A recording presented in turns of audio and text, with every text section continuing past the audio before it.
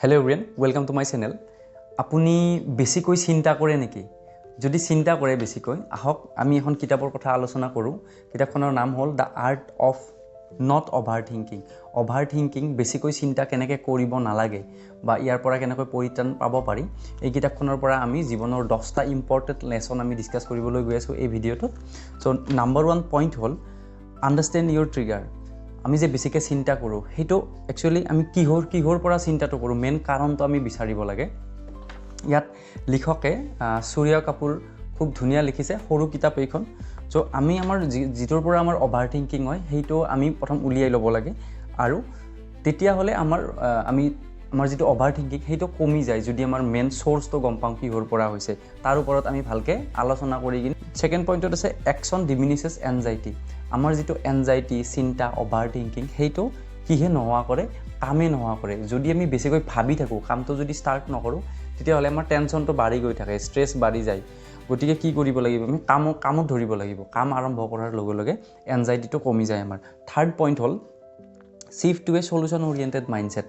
প্ৰব্লেমটো বেছিকৈ ভাবি থকাতকৈ আমি সলিউশ্যন অৰিয়েণ্টেড হ'ব লাগে। সমস্যাটোৰ বিষয়ে বেছিকৈ নাভাবি কিনে সেই সমস্যাটোৰ সমাধান কি কৰিলে এইটোৰ পৰা পৰিত্ৰাণ পাব পাৰি আমি সমাধানটো বিচাৰিব লাগে। উত্তৰটোত বেছি গুৰুত্ব দিব লাগে না কি আমি সমস্যাটো চাই থাকিব লাগে।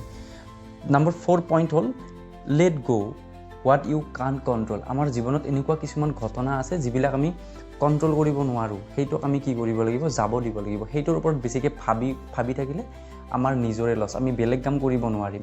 গতিকে যিটো আমাৰ কণ্ট্ৰলৰ বাহিৰত let it go. Number 5 point set boundaries learn to say no. আমি চব কাম কৰিব নোৱাৰোঁ, অ'কে। চ' আমি কি ক'ব লাগিব নো ক'ব শিকিব লাগিব।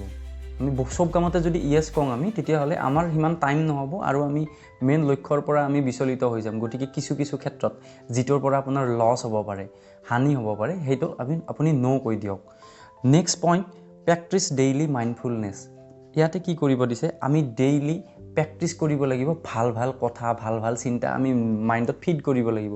বেয়া কথা যদি বেছিকৈ ভাবি থাকে বেলেগৰ কথা যদি বেছিকৈ ভাবি থাকে তেতিয়াহ'লে আমাৰ অভাৰথিংকিং হ'বই। Next point accept imperfection. চাওক আমি 100% পাৰফেক্ট নহয়। গতিকে আমি যে ইমপাৰফেক্ট আমি যে 100% পাৰফেক্ট হ'ব নোৱাৰোঁ সেই কথাটো প্ৰথম আমি জানিব লাগিব, সেইটো আমি একচেপ্ট কৰি ল'ব লাগিব।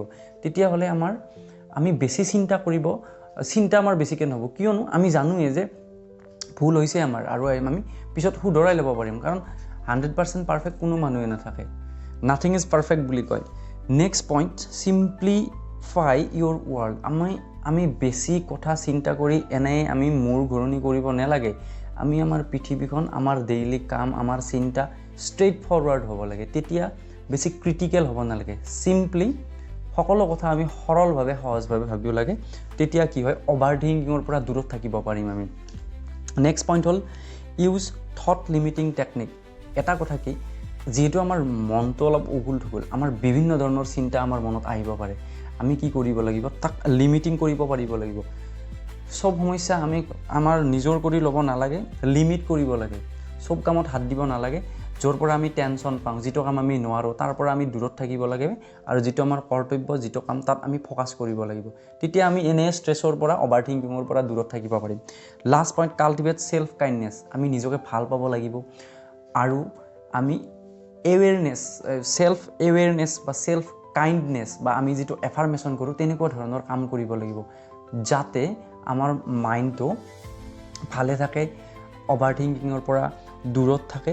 গতিকে এইকেইটা মেইন পইণ্ট এই কিতাপখনৰ পৰা উলিয়ালোঁ।